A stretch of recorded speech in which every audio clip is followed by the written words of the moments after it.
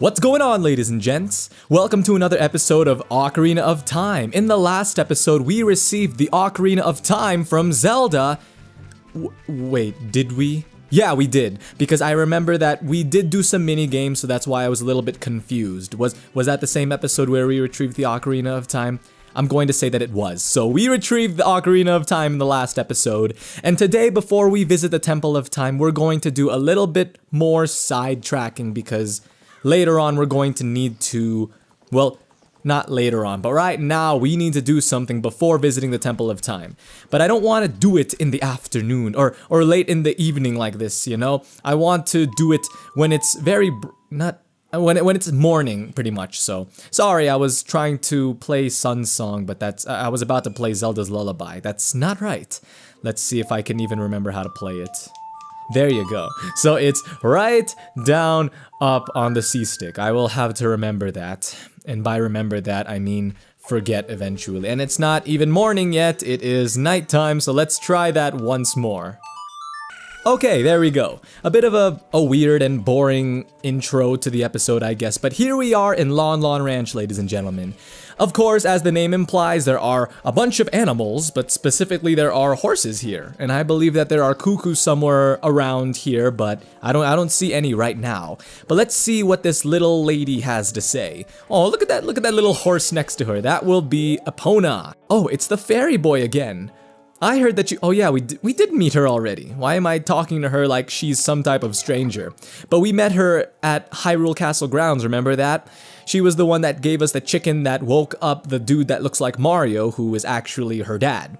And she's still calling us Fairy Boy. I don't think that that's exactly the most manly name that you could give me, you know? Kind of prefer another name, but, you know, whatever. You'll have to forgive me because I'm not entirely sure what I'm supposed to do quite next, but Epona is a bit afraid of me right now. I'm not sure how to make her not afraid of me because it has been a while since I last did this. Come on, Epona. I'm not terrifying. I'm not going to destroy you or obliterate you. Just let me talk with you, please. My mother composed this song. Isn't it nice? Let's sing together. What? So all of my mother composed this song, isn't it nice? Let's sing together. That makes it sound like she wants me to take out my ocarina. Okay, so first, she required that I speak to her more than once in order to trigger this little event. And then two, for some reason when I first took out the ocarina, she wasn't responding to it at all. Was I not standing close enough to you, little lady? Is that the problem here? What was your name again? Okay, anyway, it looks like it's up, left, right, and then up, left, right. And that will be Epona's song, ladies and gentlemen. That is the fourth song that we have learned here in Ocarina of Time, correct? First we learned Zelda's Lullaby, and then Saria's song, and then the Sun's song, and then now we have learned Epona's song. And it looks like Epona has been tamed a little bit. She's not freaking out anymore. I think that this song that we played on our ocarina calmed him down. And there's Kapora Gabora. I don't think that he wants to say anything to us though. He just came to visit because he heard this lovely tune that we were playing. And now Epona is pushing me. She is being a very rude girl. She is, well, at least I know that she's not afraid of me anymore. I can't ride her quite yet though, because she's still pretty small. I mean, compared to her, I'm pretty big. So I don't think that would be good for her right now. But that's all we're going to do here for now. There are a few other things that we could do, but we'll save that for a later episode. How's that? Because I know that many of you are already excited to head to the Temple of Time. That is the priority right now, right? The priority wasn't exactly learning Epona's song, but we did it anyway because we'll need it later on. So I will see you guys at the Temple of Time. Outside of the Temple of Time isn't really anything unique. You've got those 4 gossip stones over there that really stand out in 480p, because you can really tell that they are 3D models when everything else is merely an image. Everything looks so pixelated right now, even the Temple of Time itself. Oh man, I think that they should have saved this JPEG in a higher quality, if you know what I mean.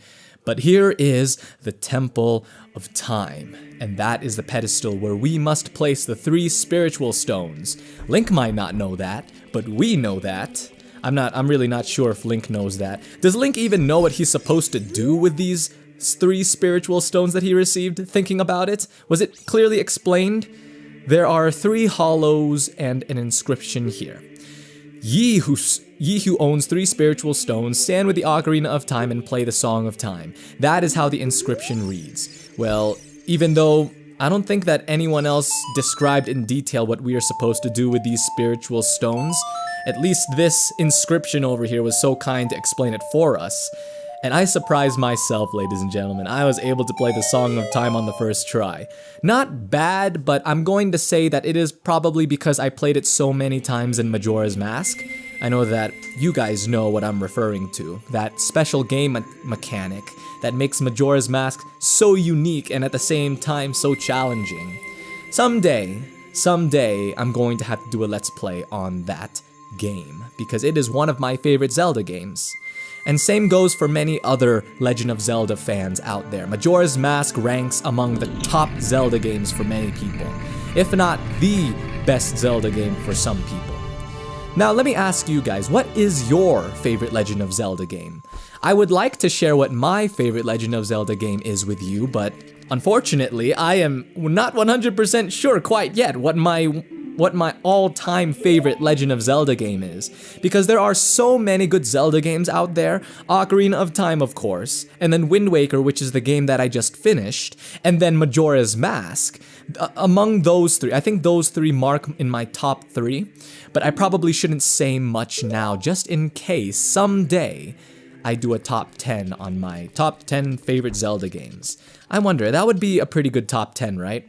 But here we go. It's time to hush hush, because this is a very, very important moment in Ocarina of Time. Are you ready? I'm about to press A. Here we go!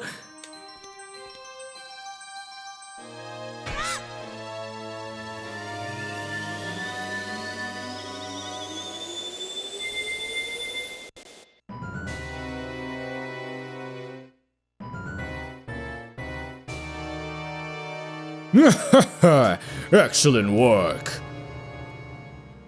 As I thought, you held the keys to the door of time.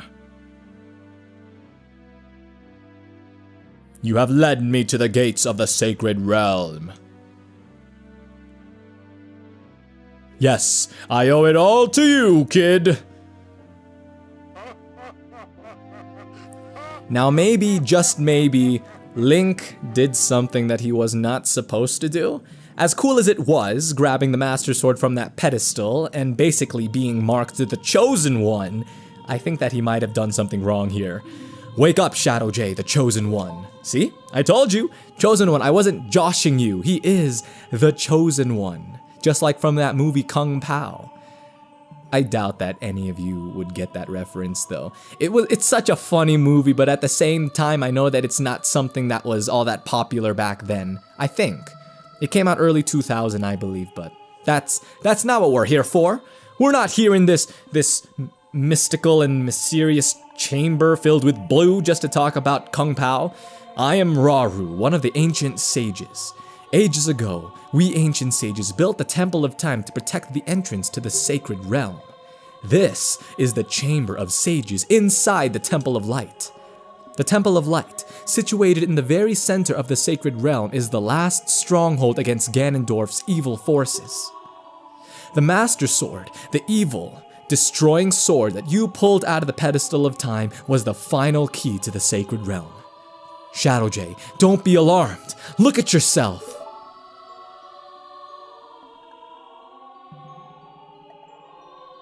We're older. We're a lot older now, specifically 7 years older now, so I think that makes us 17? I'm guessing that young Link was 10, so he would be 17. Look, ShdwjGaming, you're big now! You've grown up! Navi is all rejoicing. She likes adult Link. He is such a cool guy, you know? The Master Sword is a sacred blade which evil ones may never touch. Only one worthy of the title Hero of Time can pull it from the pedestal of time. However, you are too young to be the Hero of Time. Therefore, your spirit was sealed here for 7 years. And now that you are old enough, the time has come for you to awaken as the Hero of Time. Well, do you understand your destiny? Yes. But remember, though you opened the door of time in the name of peace, Ganondorf, the Gerudo King of Thieves, used it to enter this forbidden sacred realm. He obtained the Triforce from the Temple of Light, and with its power he became the King of Evil. His evil power radiated from the temples of Hyrule, and in 7 short years, it transformed Hyrule into a world of monsters. My power now has only little influence even in this sacred realm, namely this Chamber of Sages. But there is still hope. The power of the sages remains. When the power of all the sages is awakened, the sages' seals will contain all the evil power in the void of the realm. I, Rauru, one of the sages, and your power to fight together with the sages makes you the hero of time. The hero of time chosen by the Master Sword. I think that is a very big responsibility that was suddenly placed on our shoulders. I know that the Deku Tree placed a good amount of responsibility on Link's shoulders and Navi's shoulders as well.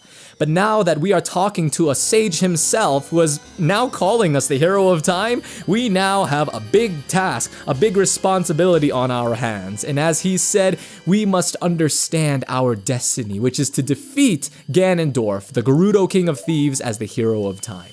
And our very first medallion that we receive in this game is the Light Medallion. These medallions, if I'm understanding this correctly, allows us to, I guess, harness the power of the sages in a way. You don't actually ever use it in the game per se, but that's how I understand how it works. That's what I think. That's what I think it is. And here we are back in the Temple of Time. Basically just like nothing happened. I was kind of thinking when Rauru was explaining that our spirit was sealed in the Chamber of Sages for 7 years, right? And it kind of made me think, what if you were to fall into a coma for 7 years, you know? I mean, it's not something that sounds super spiritual or supernatural at all. I mean, you're in a coma, it happens to people, but it's basically the same thing.